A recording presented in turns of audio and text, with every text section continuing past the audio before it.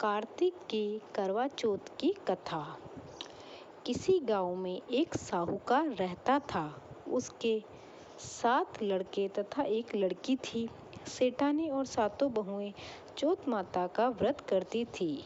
एक बार लड़की ने भी व्रत किया था। प्रायः भोजन के समय वह अपने भाइयों के साथ ही भोजन किया करती थी। उस रोज भी भाई भोजन करने बैठे तो बहन को भी साथ में भोजन के लिए कहा।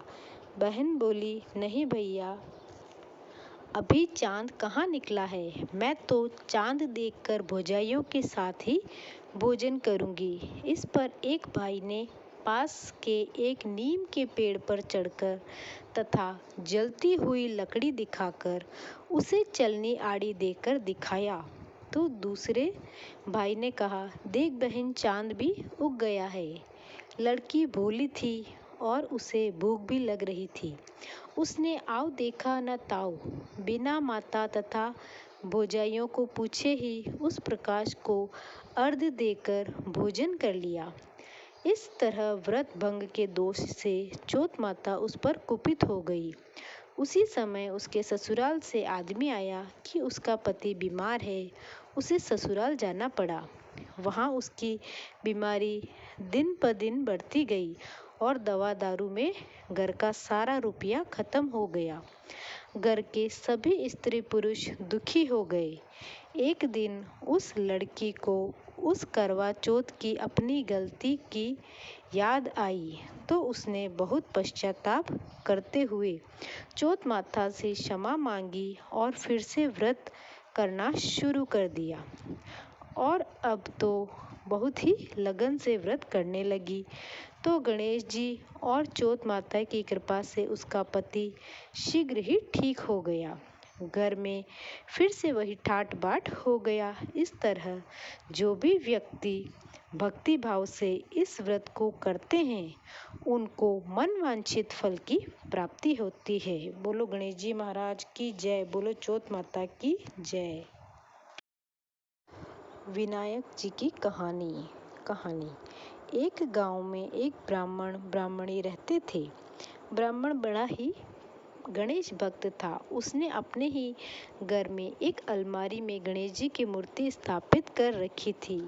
वह रोजाना स्नान करके गणेश पूजन करता था और घंटों बैठकर गणेश पुराण का पाठ तथा गणेश जी के ध्यान में लगा रहता था।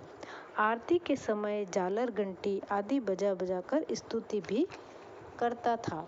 घर बहुत छोटा था और यही एक कमरा था जिसमें ब्राह्मणी भी बैठी रहकर अपना कामकाज करती रहती थी। ब्राह्मण की रोज रोज के इस सेवा पूजा से ब्राह्मणी के हर काम में विघ्न पड़ता था। इसलिए वह रोजाना पति से लड़ती झगड़ती रहती थी, परंतु ब्राह्मण उसकी एक भी नहीं सुनता था। अंत में ब्राह्मणी ने सोचा कि मैं इनकी मूर्ति को ही गायब कर देती हूँ। देखें यह फिर पूजा पाठ यहाँ पर किसके सामने बैठकर करते हैं।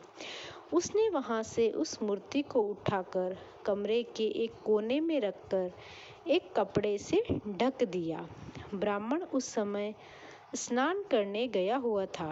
स्नान करके आते ही वह गणेश जी के स्थान के पास गया और घंटी बजाकर पर्दा उठाया तो देखा कि मूर्ति ही गायब है। वह अपनी स्त्री पर चिल्लाया कि मूर्ति कहाँ है। वह कुछ न बोली तो ब्राह्मण समझ गया कि यह इसी की करतूत है। दोनों झगड़ने लगे। इनकी हाहू तथा झगड़ने से बड़ा कोलाहल होते देखकर गणेश जी को जोर की हंसी आ गई। ब्राह्मणी ने दौड़कर मूर्ति का कपड़ा उठाया और देखा तो क्या देखती है कि वह गणेश मूर्ति जोर जोर से हंस रही है। दोनों स्त्री पुरुष यह देखकर उनके चरणों में पड़ गए। गणेश जी महाराज बोले कि हे ब्राह्मण देवता, मैं तेरी भक्ति से प्रसन्न हूँ। यह कहकर उन्होंने उसके घर को सोने चांदी की मोहरों व रुपयों से भर दिया और पुत्र प्राप्ति का वरदान देकर अंतर ध्यान हो गए। ब्राह्मण देवता ने उस धन से बड़ा भवन और पास में ही गणेश जी का मंदिर बनवा दिया। इधर 10वें महीने उसके एक सुंदर पुत्र ने जन्म लिया और तीनों प्राणी अब बहुत बड़े वैभवशाली पुरुषों का सा जीवन बिताने लगे। बोलिए श्री गणेश जी महाराज की जय।